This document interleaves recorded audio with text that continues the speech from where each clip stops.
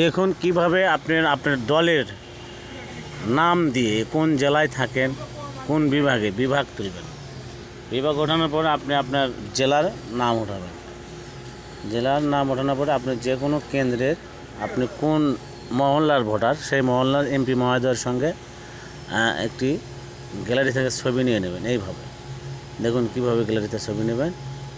Gallery থেকে ছবি নেওয়ার পর গ্যালারি থেকে ছবি নেবেন, নেওয়ার পরে জুম করে জায়গায় যে ছবিটা ঠিক মতো জায়গায় বসিয়ে দেবেন। দেওয়ার পরে এখানে দেখুন নিচে লেখা আছে নাম, আপনার নাম লিখবেন।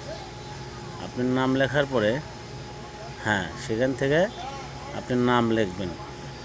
লেখার পরে পদবি দিবেন। পদবি কী দিবেন সেটা দেখে নেবেন। পদবি দেওয়ার পরে এর নিচে দেখেন ডান সাইডে সেভ লেখা আছে।